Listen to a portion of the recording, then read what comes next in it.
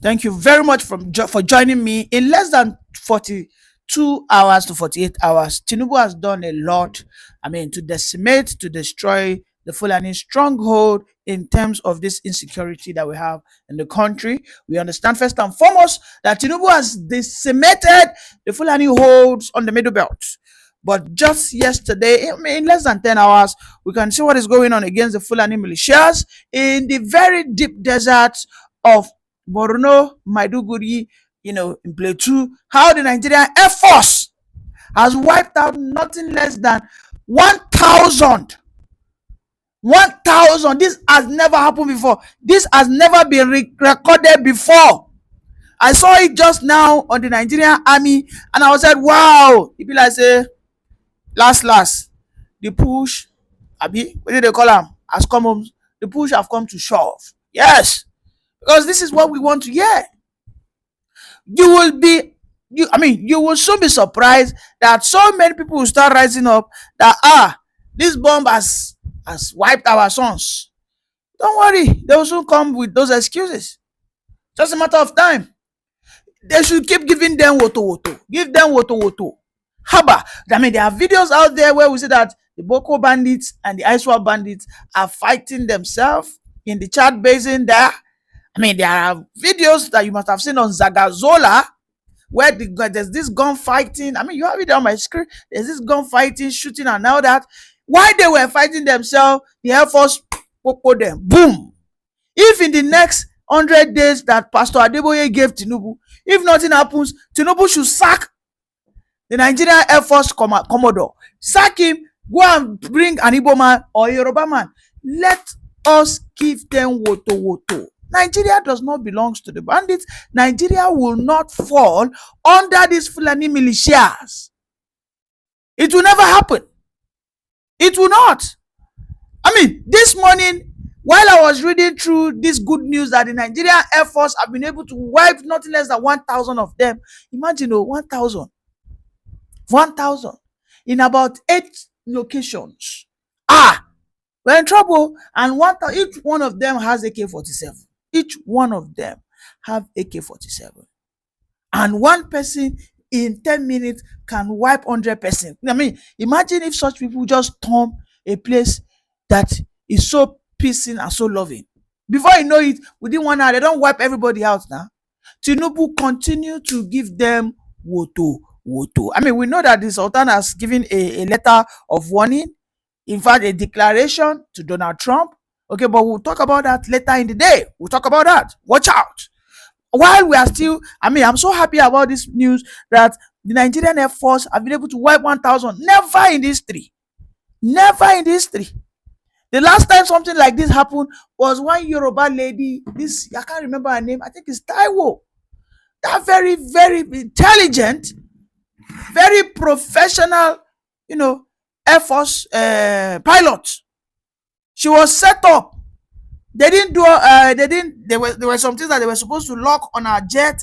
They were supposed to, screw properly. They didn't do it. And when she was about to fly, the plane just, got bumped. In the coming days, a lot, just don't be surprised, a lot will begin to happen in the Nigerian Air Force. Because we know that if we must actually decimate these people in their totality, then of course the Nigerian Air Force must not be compromised. Because I dare say that under the Buhari regime, a lot was said that the Nigerian Air Force is complicit. A lot has been said that the Nigerian Air Force are taking their eyes off these bandits. That whenever the local militias are even chasing them, in some instances, the Air Force will bomb the local vigilantes against the militias. Because who has the sky has won the war. And as far as we are concerned, and that will not happen, God forbid, the bandits have not grown to that level whereby they'll be buying, jet fighters. No, they've not gone to that. And this is why we must understand that the insecurity in Nigeria that happened right from Jonathan to Buhari, a lot of things was overlooked by the regime of Buhari. A lot of things was pardoned, was permitted, was allowed to fester.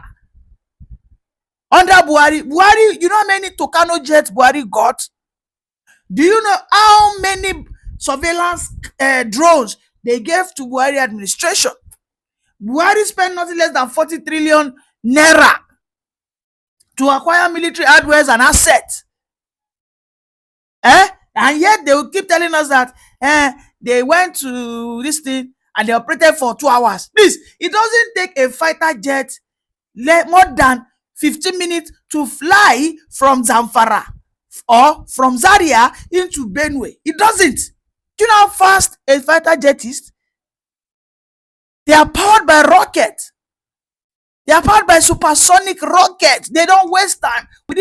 A jet can fly from Borno to Kano, because a normal plane will fly from Kano to from Lagos to Kano in 1 hour.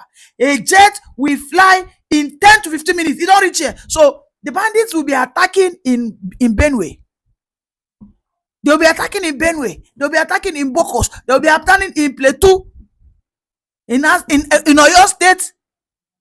And the people would have laid complaint, call them, hey, you don't they stop, oh, they don't they buy us, oh. Then the Air Force, they'll be telling us they're out of reach. They're waiting for command. The command has not been given. You remember when these bandits overran the very popular military barracks in Borno? I can't remember that name. I think it's, I can't remember. Bama Barracks. When they overran Bama Barracks in Borno, they didn't do it in 10 minutes. The Nigerian army or personnel in that barracks, this happened under Buhari, shortly before Buhari left. Okay? They called for help. The Nigerian Air Force did not respond in time. Those people operated for over an hour. If there's any country in West Africa that should not have bandits, working free, it should be in Nigeria, because Nigeria has the highest numbers of Tucano jets, fighter jets, combat helicopters. We have attack drones, many of these things in numbers. But you will understand that now human factor. They don't what? Infiltrate the Nigeria army. This is me not, I'm not in any way denigrating the Nigerian army. I'm only stating the obvious. Because our General Abacha said that anywhere insecurity thrives for more than 2 days, which is 48 hours, then it now extends into 72 hours, 3 days. No, some powerful people, the politicians, are aware of it. They are benefiting. Tinubu has gotten the warning Donald Trump told him. Oga, wipe these Islamic extremists out. Wipe them out, or I come in. I mean, Tinubu would not even tell Tinubu if he fails now, because what I'm seeing is Tinubu is dancing the last, is actually dancing the last dance. So what he's doing right now is last dance. Dance it well. Wipe what is wipeable. Clear out what is clearable. Don't compromise. Yes, the new chief of army staff, the general who is from Kogi, and Oloyede, the chief of defense staff, you all must have your hat on. It's no joke. A lot has been infiltrated into the world, into the Nigerian Air Force and Army. With the Air Force that we have, with that level of capacity, if Nigerian president is ready, if he doesn't compromise, I am telling you, with what I have seen, I know about what we have. If we are not saying that these Fulani militias are our brothers and sons, like exactly what he said, I am aware, I am sure that Tinubu can wipe them out in 100 days. In just less than 2 days, 1,000, they don't wipe them, come on, wipe. Everywhere go they shake now. Everybody go they fear. This is why you can see the northern youths are not happy. They don't want anybody to talk about it. Let us keep gaslighting ourselves. Oh, the Nigerian army has just bombed 2, 3. Donald Trump, please help us to fight Tinubu well. Help us, pressure him very, very well. Because it seems as if all these our traditional rulers, those ones, especially in the north, who are supposed to be pressuring Tinubu, they would rather ask Tinubu to negotiate. Imagine. They would rather what? Ask Tinubu to negotiate. I'm going to read a story and expose for you now. This came from Nuhu Rubadu. He said that Buhari was the one that brought in this element. I mean, while I was going through this, I was just laughing. He said Buhari, when they wanted to oust Jonathan, all right, that they must import Fulani militias. And they bought them for 5 countries. I mean, these stories, most of you must have heard it before. Most of you must have heard it before. But one thing I know is, Tinubu, you will not achieve anything if you do not wipe these elements out. Tinubu, if you fail to do the do, if you fail to carry out these attacks, aggressive one on these bandits, by 2027, you might actually suffer the fate of Jonathan. Yes. Because the North do not care how they return to power. They are simply desperate. Yes. Because they can warn Donald Trump, mind your business. Nigeria is a Muslim majority state, yet not officially known as an Islamic republic. But you cannot be crying more than the bereaved. That is, these are what they are telling Donald Trump. Mind your business. Tinubu, your wife is a pastor. Adeboye has spoken to you. We will wait. If after 100 days this thing has not been sorted, we'll wait for the action of Adeboye. We'll wait. We'll wait. But I know that America is watching us. I know. They are watching us closely. They are watching us closely. The attack must continue. It must continue because 1,000 is not enough. We want more to be what? Bombed into ashes. You mentioned earlier that the bandits, the terrorists, needs convincing, and we all know the havoc they've created, in the society in Nigeria.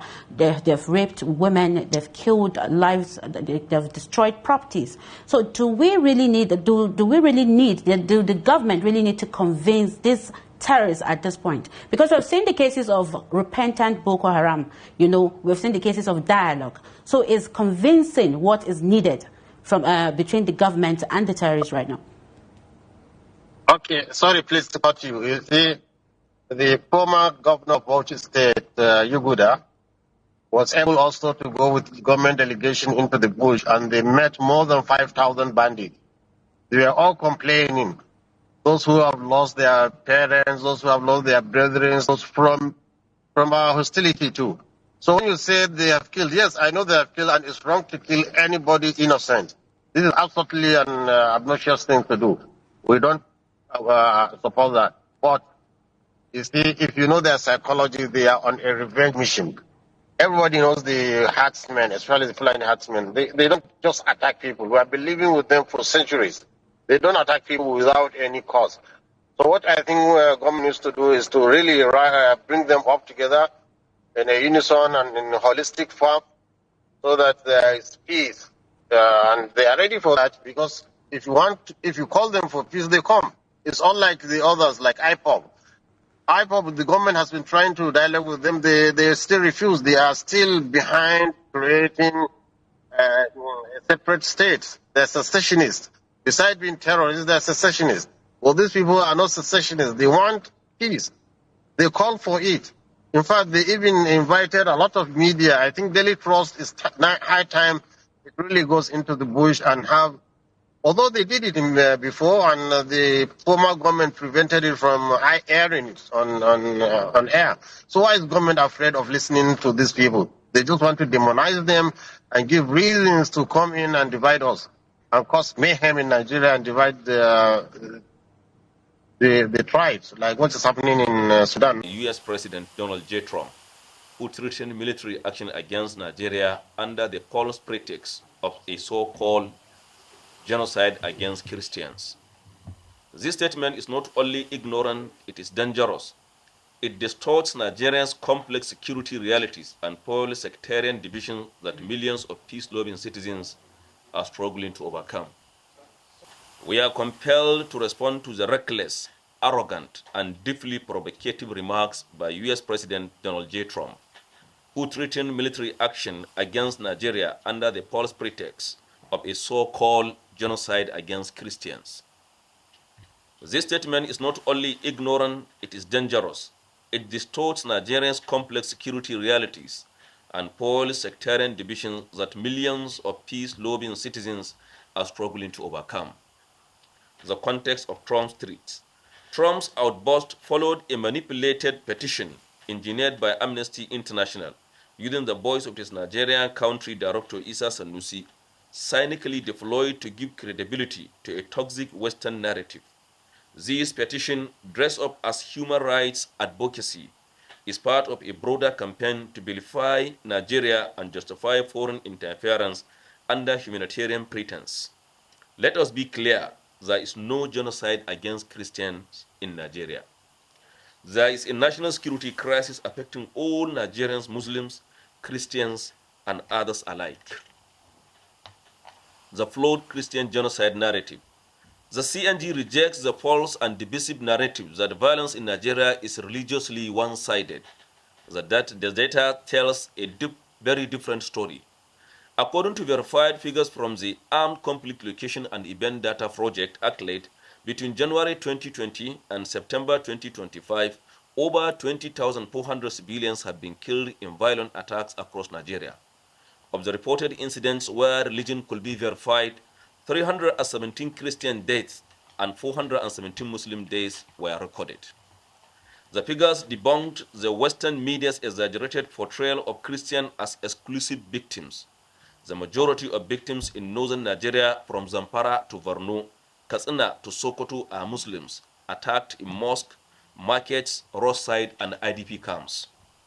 Recent data underscores this reality even further. According to the Armed Conflict Location and Event Data Project, ACLED, an estimated 9,662 people were killed in violent incidents across Nigeria in 2024 alone, with a staggering 86% of those days occurring in the northern region, 41% in the northwest, 25.9% in the northeast, and 19.3% in the north central. These figures expose the gross imbalance in Western media narratives that focus almost exclusively on Christian victims while ignoring the scale of devastation endured by predominantly Muslim northern communities. As security analyst Bulama Bukarati warned in October 2025, changing service chiefs without reforms won't solve Nigerians' insecurity challenge. The crisis has evolved beyond personal swaps. His statement reflects a growing consensus that Nigeria's tragedy is one of leadership failure and institutional weakness, not a religious war. He earlier observed that Boko Haram and ISWAP kill Muslims and Christians alike, but their largest victims are Muslims by far. This hypocrisy must end.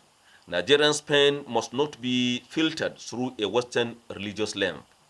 The brutal reality on the ground. To underscore the tragic reality deliberately ignored by foreign propagandists, on January 11, 2025, bandits killed 21 people in Aure, Katsina State.